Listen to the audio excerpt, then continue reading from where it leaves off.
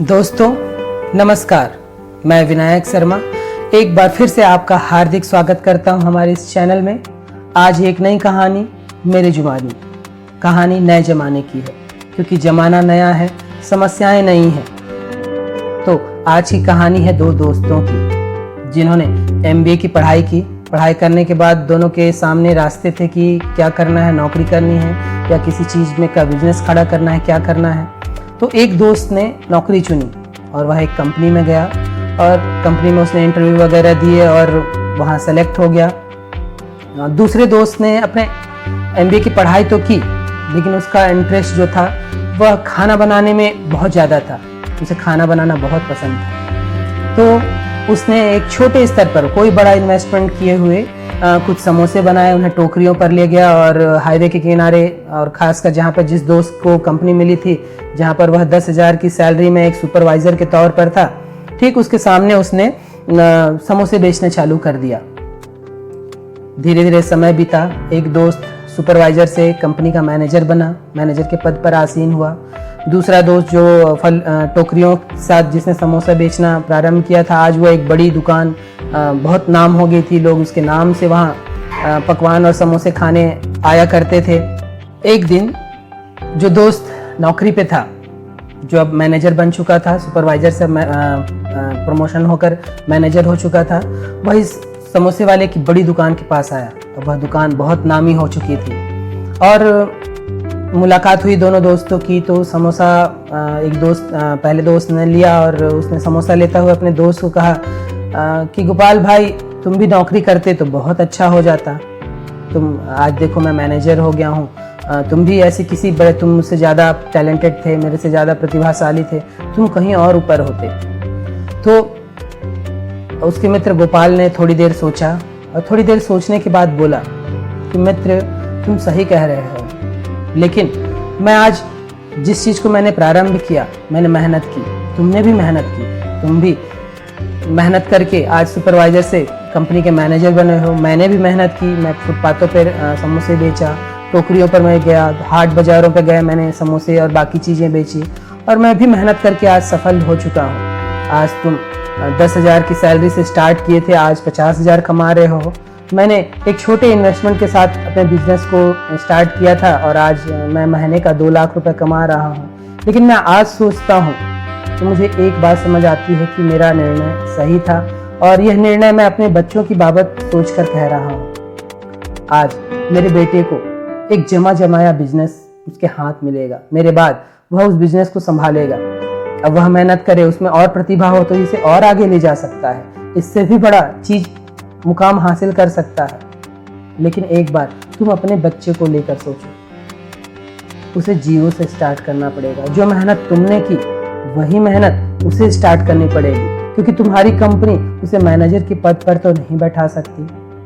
पहले मित्र जिसने दूसरे मित्र को कहा था कि तुम नौकरी करते, वह थोड़ी देर सोच में बैठा और उसको यह बातें सही लगी। उसने समोसे लिए और वह चुपचाप वहाँ से समोसे खाकर निकल गया। तो दोस्तों, कोई भी काम छोटा या बड़ा नहीं होता। हम जिस चीज़ के लिए बने, हमको जिस काम से प्रसन्नता मिलती है वही काम हमारे लिए है। फिर वह कितना हो छोटा काम हो, उससे कोई फर्क नहीं पड़ता। आप छोटे काम से भी सफल हो सकते हैं, जैसा कि इस कहानी से था। तो हमें इस कहानी से बस यही सीख मिलती है कि कोई भी काम छोटा या बड़ा नहीं होता। मेरे एक कंप्यूटर के टीचर थे, प्रिंसिपल थे, कंप्यूटर पढ़ाते थे। जब हम लोग क्लास में इंटर के, तो पहले दिन उन्होंने पूछा कि तुम जीवन में क्या करना चाहते हो। पूरी क्लास से उन्होंने पूछा तो सबने अपने अपने जवाब दिए। किसी ने कहा डॉक्टर बनना, किसी ने कहा कलेक्टर बनना, किसी ने कहा टीचर बनना, सबके अपने अपने जवाब थे। फिर उन्होंने पूछा कि डॉक्टर क्यों बनना चाहते हो, टीचर क्यों बनना चाहते हो। तब किसी ने कहा पैसे कमाने हैं, नाम कमाने हैं। सबने अपने अपने ढंग से, अपनी अपनी सोच से जवाब दी। तब प्रिंसिपल सर ने कहा तुम लोग सब यहाँ पर गलत हो, तुम्हें अपनी सोच बदलनी होगी। और उन्होंने कहा कि तुम्हें यह काम इसलिए करना है कि तुम लोगों का भला कर सको, तुम एक उत्कृष्ट डॉक्टर बनते हो, यह सोच कर बनो कि मुझे लोगों की सेवा करनी है। एक तुम टीचर बनते हो, तुम कितनी ही भावी पीढ़ी का निर्माण करोगे, तुम्हें यह सोचकर टीचर बनना है कि मैं ऐसे प्रतिभाशाली छात्रों को निर्मित करूंगा, जिससे देश का निर्माण होगा, विश्व का निर्माण होगा, मानवता का निर्माण होगा। और यह सीख मेरे जहन में पूरी तरह बैठ गई थी। फिर इस कहानी से भी हमको यही सीख मिलती है कि हम जिस काम के लिए बने हैं, जिसमें हमारी रुचि है, उसी से हम लोगों का भला कर पाएंगे।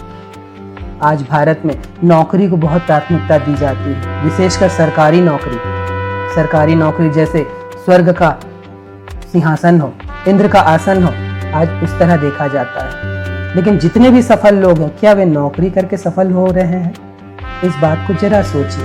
मैं ऐसे ही एक अनसंग हीरो, जिसे कोई नहीं जानता, मैं उस हीरो की कहानी, और यह सच्ची कहानी, ये कोई कहानी नहीं है, मैं उसकी कहानी सुनाना चाहूँगा। बिहार का एक मजदूर था जिसका नाम था जयप्रकाश चौधरी, जिसे प्यार से लोग संतू कहते थे। बिहार में मजदूरी वगैरह करता था। काम की तलाश में वह दिल्ली पहुंचा। फुटपाथ में उसने अपने दिन बिताए, भूखे पेट रहा। कुछ उसको काम मिले, ऐसे ही किसी काम में वह काम कर रहा था। तब उसके मालिक वहाँ पर बैठा था और वह टीवी में कुछ चीज़ देख रहा था। तब उसके मालिक ने टीवी बंद कर दिया। उसे यह बात चोट लग गई।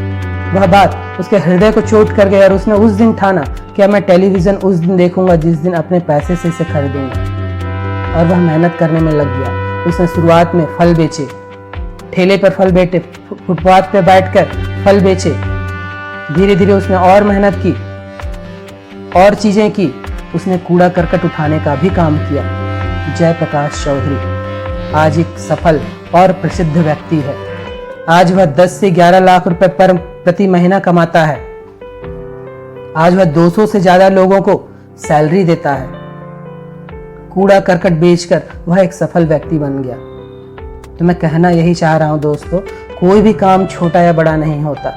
आपको मौका मिले और अपनी रुचि के अनुसार, आपकी जो रुचि है, जिस काम को आप बिना थके दिन भर कर सकें, वही काम आपके लिए है। अब किसी ने कह दिया कि फला व्यक्ति ठेकेदारी में सफल हो रहा है या फोटोग्राफी में सफल हो रहा है और आप भिड़ गए बिना सोचे समझे उस काम को करने, तो ऐसे सफल नहीं हो सकते। आपको अपनी रुचि जाननी होगी कि किस चीज के लिए मैं बना हूँ, क्या प्रतिभा है मेरे भीतर, और फिर जब वह प्रतिभा ज्ञात हो जाए तब उसमें आपको डूब जाना होगा। जयप्रकाश चौधरी एक जीवंत उदाहरण है इसका। आज दिल्ली में उसे सिपाही सेना का सचिव के पद पर बैठाया गया है। आज वह प्रसन्न है, वह देश का भला कर रहा है, वह लोगों का भला कर रहा है, वह पर्यावरण के लिए भलाई का काम कर रहा है। वह पूरे दिल्ली शहर की सफाई का कमान उसके हाथ पर है। तो ऐसे ही दोस्तों, आपको भी अपनी रुचि के अनुसार अपना काम ढूंढना होगा, और वह काम जिससे आपका तो भला भला हो, लेकिन इससे दूसरों का भला हो, यह काम आपके लिए सर्वश्रेष्ठ होगा। वह सरकारी नौकरी, बड़ी कंपनी की नौकरी या लाखों करोड़ों महीने की सैलरी से कहीं ज्यादा ऊंचा काम होगा। तो बस मैं यही कहना चाहता हूँ कि कोई भी काम छोटा या बड़ा नहीं होता है। आपको अपनी प्रतिभा, अपनी रुचि के अनुसार अपने काम को और उसे 100%, 200% देना होगा, ताकि आप उसमें सफल हो सके, खुश रह सकें और लोगों का भी भला कर सकें। तो आज इतना ही। धन्यवाद। आपको कैसी लगी यह कहानी जरूर बताइएगा।